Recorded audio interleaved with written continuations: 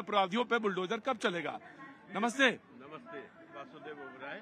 वासुदेव ओबराय यही रहते हैं? बिल्कुल यही बनारसी। खाटी बनारसी।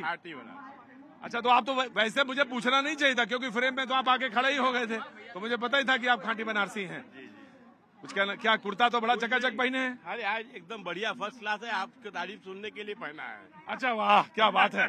बनारस वाले को पता नहीं चलता कुछ। हाँ बोलिए, बताइए क्या कहना है। बस खगड़िया में आपका जो देखा था ना, हमने खगड़िया में जब आप गए थे, हाँ, वहाँ पर नदी के किनारे जिन लोगों की तकलीफ देखी थी, उसमें एक छोटी सी कविता लिखी है आपने। क्या बात है, वाह, सुनाइए।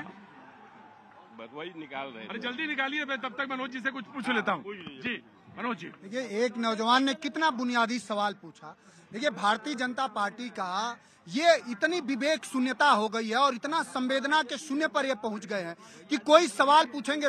यही इसी बीएचयू में, जहां से देश के प्रधानमंत्री जी 2 बार सांसद हुए और सबसे प्रतिष्ठित संस्थान है बीएचयू, वहां एक बेटी के साथ भारतीय जनता पार्टी के 3 दरिंदों ने उसको नोचा, बैठाए रखा।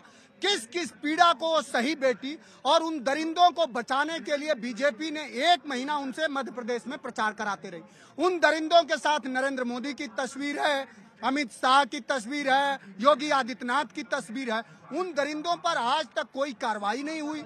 उनका घर गिराने के लिए अब इनके बुलडोजर में तेल नहीं है। बुलडोजर जी जनाब, मैं वही कहना चाहता हूँ। अभी सवाल उठाया है, जितने भी कहीं भी कई तरह की घटना हुई है, भारतीय जनता पार्टी की सरकार ने कठोर कार्रवाई की है। और इनकी सरकार में और इनके कांग्रेस की राष्ट्रीय प्रवक्ता छत्तीसगढ़ में उसके साथ कांग्रेस के राष्ट्रीय नेता छेड़खानी करते हैं और छोड़ के भारतीय जनता पार्टी ज्वाइन करती है। और आप जानते हैं, कांग्रेस के शासन में इनके नेता लड़कियों को, बहनों को तंदूर में चला देते थे। सुशील शर्मा जनाब पूछा जी, बोला जी। कविता आ गई है।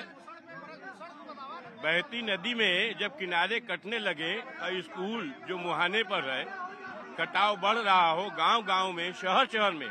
ये कटाव खाली उस गांव का नहीं है, कटाव बढ़ रहा हो गांव गांव में, शहर शहर में। एक जुनून बह रहा है धार में।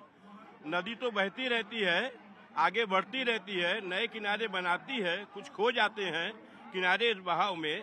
रेत के डूहे पड़े रहते हैं उन जगहों पर, चाहे वह घरौंदे हों, स्कूल या अस्पताल या फिर किसी पुराने पुल के पावे, सब निरर्थक हो जाते हैं। नदी जब रास्ते बदलती है, गांव के डीह, चौरे और चौपाले सब बहाव में बह जाते हैं। हाँ, रोक लेती हैं कुछ शिलाएं जो बेबसी की ढलान पर खड़ी रहती हैं, वोट को अधिकार मानती हैं। भले ही अस्पताल, स्कूल और बहुत सी सुविधाओं के अभाव में बिताए हों कई दशक, पर जिंदा है जुनून कि सरकार वही बनाते हैं।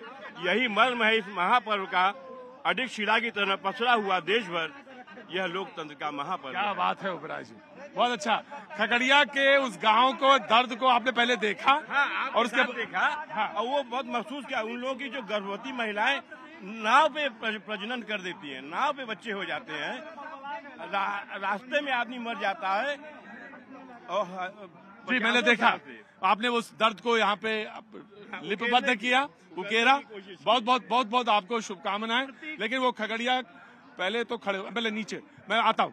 पहले तो आपको बहुत शुभकामनाएं कि खगड़िया के दर्द को आपने यहाँ वाराणसी के इस 80 के घाट पे बताया। बहुत बहुत शुभकामनाएं आपको। आप चुपचाप खड़े रहिए, चुपचाप खड़े रहिए। जी नमस्ते। कहाँ से आना हुआ? यही बनारस से। बनारस से। क्या नाम है आपका? किरण जायसवाल। किरण जायसवाल। किरण जी, क्या काम करती हैं आप? हम हाउस वाइफ। House wife. दुनिया का सबसे कीमती काम यही है। आगे आइए फिर। और आज तो मौका है सामने, कैमरे के सामने आपको देखने के लिए। तुरंत टीवी पर देखे, तुरंत हम आए। बहुत बहुत शुभकामनाएं जी, बहुत मंगल कामनाएं। 1 मिनट रुकिए ओबराय जी, अब बात दूसरे को भी तो कर लेना जी। कविता लिखी भी जा सकती है, कविता जो है तुरंत कही भी जा सकती है। जी जी आ रही है, ज्योति जी भी आ रही है। कुछ कहना है आपको?